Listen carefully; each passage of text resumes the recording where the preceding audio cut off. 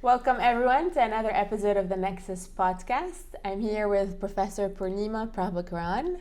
It's such a pleasure to have you here. And thank you, Rima. Likewise. Thank you so much. We're in Spain, we're in Sitges. We're at the Global Exposome Forum meeting, and we're so delighted you're here and taking this opportunity to learn a lot more about you and your work and leadership in the field. So for a brief introduction, and I'm not doing Professor Prabhakaran justice here, but Poornima is research professor and director of the Center for Health Analytics Research and Trends at Ashoka University in India. You are also the deputy director and head of environmental health at the Center for Chronic Disease Control in New Delhi in India. Your career sort of spans being a physician and an epidemiologist and a public health leader across many sort of areas of environmental health, chronic disease, maternal health, occupational health, and that breadth is very fascinating to me to hear about. So I wonder if you wouldn't mind sort of starting by telling us a bit about your career trajectory, how you started out, especially education, and kind of what led you to where you are here. Thank you, Rima, for having me here. It's indeed a pleasure to be here with you all in Barcelona at the Exposome Forum. Just to start with a little bit about myself, I'm a physician by training. I was trained at the Bangalore Medical College in southern India, and marriage brought me to New Delhi. I think sometimes fate is written for you already.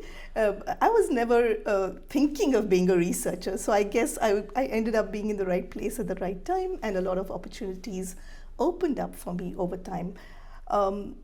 I started off wanting to always be a pediatrician. So when I ended up in a space that offered me opportunities to do research, I think I did end up working around children. So for my first work in research was actually working with birth cohorts. So we had one in New Delhi, the New Delhi birth cohort, which was established way back in 1969. And I accidentally got connected to this cohort and I started working with them. And in that realm of working with birth cohorts and looking at a life course approach to chronic disease, I used to go like a pilgrim to this World DOHAD Congress, the developmental origins of health and disease. And over time, it struck me that the research, we did a good amount of research around birth cohorts, but in India, we were not focusing on the environmental risk factors. I found that in the DOHAD Congresses over time, people were presenting a lot of work on environmental risk factors. And I felt that we were missing that in India. This was 2015 when it struck me, the realization. And I think I went about on a very serious agenda of bringing that conversation to the birth cohorts in India. And I think my opportunity came when I crossed paths with people at the WHO Collaborating Center for Children's Environmental Health from the University of Queensland. And long story short, we hosted a 5-day workshop where we brought all the birth cohort researchers in India together to be sensitized on the need to research around environmental risk factors. And I think things just happened in the right way for me after that, in the sense that I was positioned to work with the Center for Environmental Health in the institution where I was affiliated before. And I had the opportunity to curate myself a very interdisciplinary team of researchers who could work to advance the environmental health agenda. I think back then, 10 years ago, environmental health was still a very nascent discipline in our public health programs. So it was a strong effort to fill that gap. And I think we've done a fair amount of good work to fill that gap, not just in research, but also in capacity building. And I think this includes leveraging cohort studies that were set up already. Back in 2010, we had an adult cohort set up in 2 cities to look at a life course approach to chronic disease. And right there, we had an opportunity to look at the environmental risk factors. So we built our own in-house models for air pollution, for temperature. We are now looking at all the associations. So I think from wanting to be a pediatrician to addressing children's environmental health to now adult environmental health, I think we've been doing exposomics for a while now. We just didn't call it exposomics. But I'm glad that this conversation is happening now, because I think from going global, the global Exposome conversation is now actually going regional, and there are some opportunities for those conversations, which I certainly hope to leverage while I'm here at the conference. That's fantastic, and that's exactly why we're so excited you're here. Such a fascinating path, honestly, and it's kind of remarkable. I mean, obviously there's opportunity and timing for everything, right? But also sort of work that builds on itself. You just said basically you've been doing exposomics for such a long time before we were even calling it that. Back to sort of birth cohorts, we know they're such a valuable resource, right? When they're set up and maintained and sort of continued over time, it's such a massive investment. We always have this debate of sort of, is it smart to be leveraging the existing data and infrastructure and biospecimens perhaps? Because I know you, for example, manage a very large biorepository from these cohorts. Or should we be designing sort of new cohorts to answer new questions that are emerging? I guess in your experience, do you think of these birth cohorts as like a treasure trove to enable exposomic research and these new questions? Do you feel like we should be building on these resources more heavily than sort of, starting new ones, I guess? Yeah. They're certainly a gold mine. Yeah. I think, as we all know as epidemiologists, cohorts are very resource intensive. And for people coming from where I do, it is not easy to be investing in cohort studies. But I'm glad we did, because apart from birth cohorts, a number of them across India and more coming up now, I think we should definitely leverage the existing ones, because there's all that data that has been collected to answer different questions over time. But there's also opportunities for new ones, but I think that should be done strategically. I think we need to scope out what are the gaps, and then maybe if we are investing in new birth cohorts, do it to answer questions that have not been done before. Having said that, I think most of the birth cohorts that exist in India have invested resources in biorepositories as well, and including things like placenta and breast milk and stuff. So I think we definitely need to leverage those resources, and we are doing exactly that in one of our current portfolio of work. This is the GeoHealth Hub, funded by the NIH. We have the second round of 5-year funding for that, and when we started in 2016, we actually sought to first fill the exposure science gap. That how do we measure exposure to air pollution? And I think while we did that in the first round of funding, in our second round of funding, we realized we should not be wasting time reinventing the wheel. So we brought into the consortium people who had established cohorts already, and this was across the life course. So taking that life course approach to chronic disease, we got people who had pregnancy cohorts, child cohorts, adolescents, young adults. We already had our adult cohorts, not just in cities, but also rural cohorts.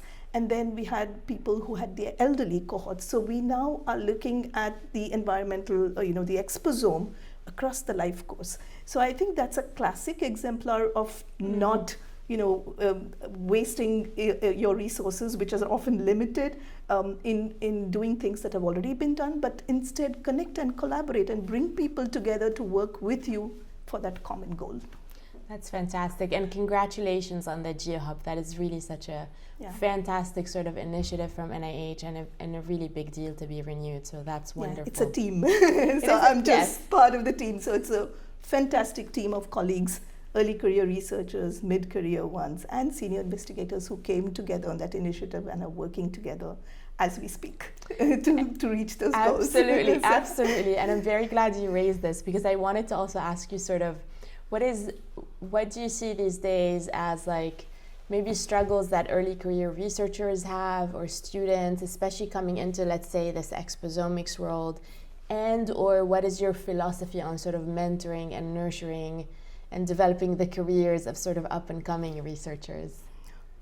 I'm very proud when I say that in our organizations, we have a strong focus on capacity building. So while, as it should be, we all have organizational goals and objectives, and we want to get to a certain level in terms of organizational footprint where the research is concerned, I think I'm very proud that I'm part of an organization that's created an environment for individual career trajectories also to grow. So we definitely have a career focus in all of our funding proposals, our grant applications, because we do want people to also build their career trajectory as they work and learn across teams.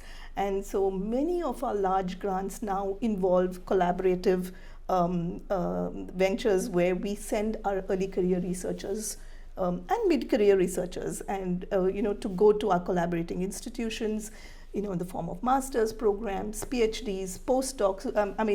Next month, 3 of my postdocs, they're like 15 years postdoc, but they get an opportunity to go to a partnering institution, Harvard in this case, to actually build their skills. With learning fantastic. Is lifelong. So I went last year as well. I went to a leadership course, but I've encouraged them to do that as well. And they're all women. I'm proud to say that as well. So most of us are women in my team, but this has been a given. We are always looking for career building opportunities for our young researchers. And I think they enjoy that. They work as a team towards the objectives of the project, but they're also leveraging all the opportunities we provide to them to build their own careers. And I think that's collective goal for all of us, and I think it's a gain when you're building a cadre of people who will carry on what we build today. That's fantastic. So investing in people and in the science. And congratulations to your cohort of women. I agree. We all need training and kind of career development at all the various stages, no matter where we are. Certainly. Yeah, I guess. So you are also a leader in the climate and health space, and I know you've been sort of leveraging all these tremendous, let's say, resources and expertise, and the team is very interested in adding this sort of extreme weather angle to health and understanding how climate change perhaps is affecting the health of your communities. Could you tell us a little bit about those efforts? Yeah, I think working in the climate and health space has become more of a passion for me over and above everything else. I think rightly so. I think it is a crisis, and if we go by the global statistics, India is among the top 10 most vulnerable countries. And we're also countries within a country. We have parts of the country which have different kinds of vulnerability. So it takes a whole village and more to kind of address the issues that we have. Thankfully, we do have the Ministry of Health actually having a flagship program for it's called the National Program for Climate Change and Health. And I was fortunate to be leading one of their centers of excellence, contributing to the National Health Adaptation Plan. That one was focused on climate resilient health systems, so helping them, drawing from global guidelines like the WHO guidelines, to develop a contextualized plan for the Indian health system, which is not like the UK health system, for example, which is one health system. We have the public, a multi-tiered one, starting from hospitals attached to the central government and the medical schools, down to community health centers and primary health centers. And so one size does not fit all, but we are doing our best to kind of change the mindset, sensitize our health workforce to this surge in climate sensitive illnesses. So we started with a national plan, but then that has been provided as a template to states across the country to develop their own state action plans based on their own vulnerabilities, and then further down the governance level to districts, and then hopefully further down. But I'm very excited to share that we just won an IC, which the Indian Council of Medical Research awarded a Center for Advanced Research to us. So me and my team are going to take that agenda forward, starting bottom up, because it's one thing to have national plans and state plans and district plans, but at the end of the day, you need the hospitals to be prepared. So our proposed work is actually working with hospitals to understand their vulnerabilities and then develop their own climate action plan so that they are able to function both for adaptation as well as mitigation, which is important.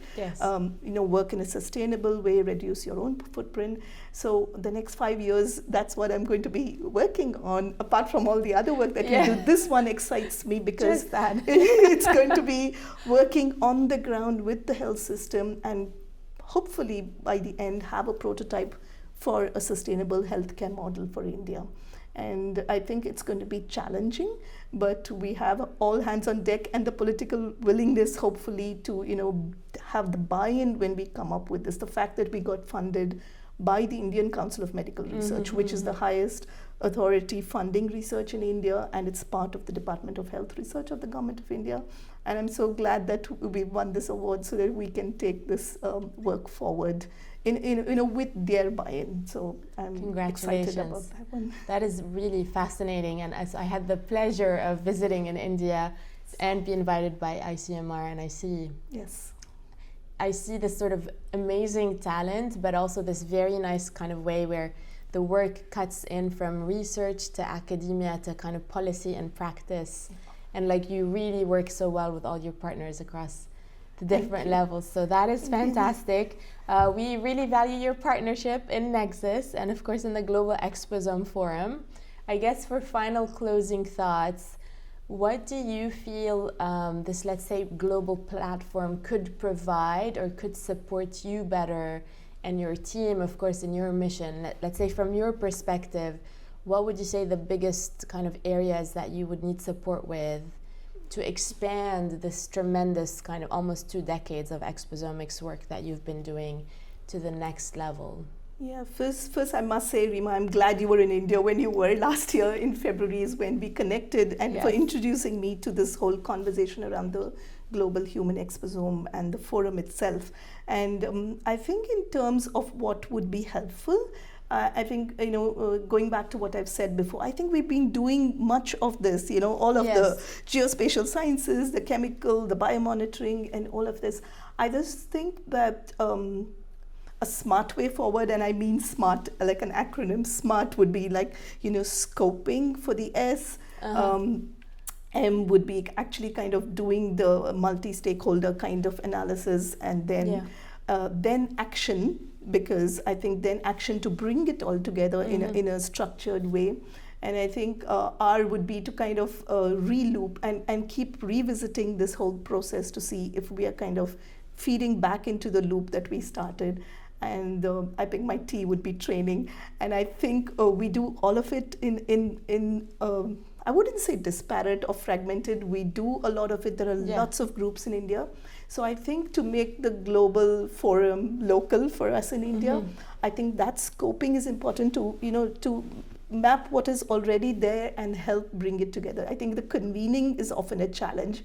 I think it's often about it's my data, and so making the case for it, how important it is to come together for this this overarching objective, I think is important. And I think finding the right people who can make that conversation happen in India. I think there is political will, sometimes it's up and down, but there's also willingness in the academic community. And I think bringing those communities of practice together at all the levels that is required to do something of this magnitude and scale is very important. I think learning from global practices, I think IHEN, EHEN, and NEXUS have done very well, I think, in bringing people together.